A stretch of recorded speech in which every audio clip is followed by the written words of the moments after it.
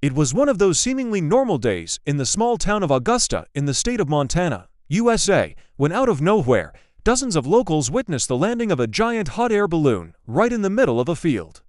But that wasn't the biggest shock. What really left them stunned was what came out of it. 5 well-dressed men, seemingly straight out of the 19th century, stepped out of the balloon claiming they had just set off a few hours ago from St. Louis, Missouri. Now, this is where things start to get weird because the balloon, according to the authorities, was first reported missing almost 170 years ago in 1854 during an expedition across the United States. How can something that was lost for almost a century suddenly reappear? And if these men really set off from St. Louis just a few hours ago, how can they possibly be from the 19th century? Is this some kind of elaborate hoax, or is it a real-life example of time travel? Let's find out. Before we get into the details of this strange incident, make sure to subscribe to my channel by clicking the button above so that you don't miss any incredible stories like this one. It all started on July when local residents in the small town of Augusta spotted a huge hot air balloon slowly descending into a field nearby. Dozens of people came out of their houses to see what was going on. And what they saw left them utterly astonished. It wasn't just a random balloon. The huge contraption was pulled by a team of 6 horses and had a wicker gondola attached to it. But what truly stole the show was the people inside. These men were not your average balloonists. They were dressed in clothes that looked like they belonged in a 19th century painting. Top hats, waistcoats, and even monocles were part of the ensemble. But that wasn't the only thing that made this sighting peculiar. As the balloon settled down and the men stepped out, they explained to the locals that they had traveled all the way from St. Louis, Missouri. They said that they had set off just a few hours earlier at around noon that same day. So why were they spending the night in a Montana field? Well, apparently their horse-drawn balloon had encountered some unexpected problems. One of the men explained to the sheriff that they had been hit by a sudden storm, which caused their balloon to lose altitude and eventually led them to make an emergency landing in the middle of nowhere. They were lucky, though, because if the storm had hit them just a little harder, they would have been blown all the way back to St. Louis. But here's where things start to get really weird. The locals immediately noticed that the balloon didn't look like anything they had ever seen before. It was massive, almost 100 feet tall and 60 feet wide, which is about the size of a standard American football field. But it wasn't just the size that was unusual. The materials used to make the balloon were also unlike anything seen in modern times. According to the locals, the balloon was made out of a thin linen fabric, which is a far cry from the nylon and polyester materials used today. The gas used to fill the balloon was also a mystery. The men claimed it was hydrogen, but the locals pointed out that it was most likely methane, which was extremely dangerous since it could easily explode. But perhaps the strangest thing about the balloon was the fact that it didn't have a burner. Instead, it had a stove that burned wood and coal to heat the air inside the balloon and keep it afloat. But how could such an old-fashioned method of heating work in a balloon that was supposedly 170 years old? As the men prepared to spend the night in the field, the locals continued to bombard them with questions. Where were they coming from? Why did their balloon look so old-fashioned? And what were they doing traveling in the middle of nowhere? The answers they received only added more fuel to the fire. One of the men, who introduced himself as Professor James Wright, explained that he and his 4 companions were part of a scientific expedition funded by the Smithsonian Institution. Their goal was to study the newly acquired territories west of the Mississippi River and report back to the institution in Washington. He also admitted that their equipment was old, but insisted that it was for the sake of authenticity. He wanted to experience what early explorers had gone through in order to get as close to accurate data as possible.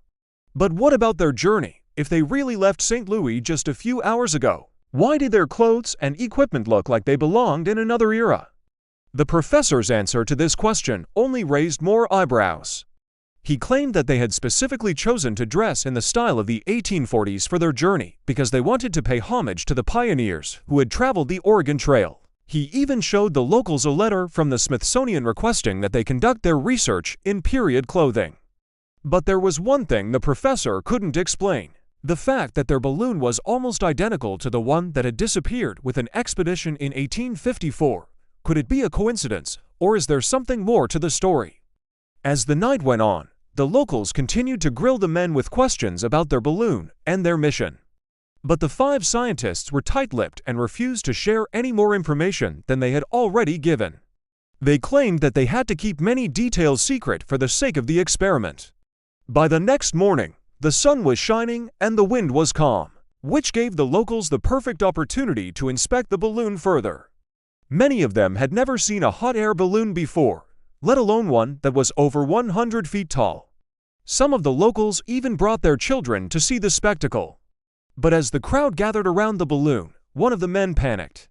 He quickly signaled to his companions, and they hastily started dismantling the balloon. Before anyone could react, they had packed up their equipment and were marching toward their horses, which were hitched up nearby. They had barely spoken a word to the locals throughout their stay, but now they were being even more secretive than before. This behavior only fueled the rumors and speculations about their true identities. Some people started to believe that they weren't scientists at all, but rather time travelers from the future. Others thought that they were part of a secret government experiment. The theories went wild, and no one could say for sure what was true. As they rode away, the locals watched in confusion and fascination. What they had witnessed was unlike anything they had ever seen before. And they couldn't help but wonder what secrets these mysterious men were hiding. In the days that followed, the story only grew more bizarre.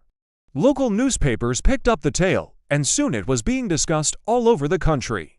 Scientists and physicists weighed in with their theories, and the public was left scratching their heads in confusion. Some experts claimed that the balloon could not have traveled back in time, but others argued that it was possible. There was even speculation that the men had stumbled upon a wormhole or some other type of portal that allowed them to travel through time.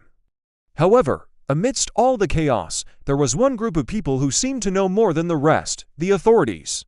From the moment the balloon landed in the field, they had been tight-lipped and secretive. They didn't release any information about the incident to the public, and they even went as far as to keep the balloon and its equipment under lock and key. It wasn't until weeks later that they finally shared some details about what had happened. According to their investigation, the men who had landed the balloon were indeed part of a scientific expedition, but they were not from the future. They were, in fact, members of a local historical society.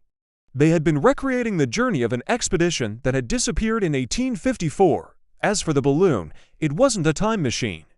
It was simply a replica of the one that had been lost all those years ago. The authorities also revealed that the reason the men had landed in Montana was because they had run out of fuel. They had planned to fly all the way to Washington, D.C., but they had miscalculated and ended up making an emergency landing in the middle of nowhere. While this explanation may seem disappointing, it does raise more questions than it answers.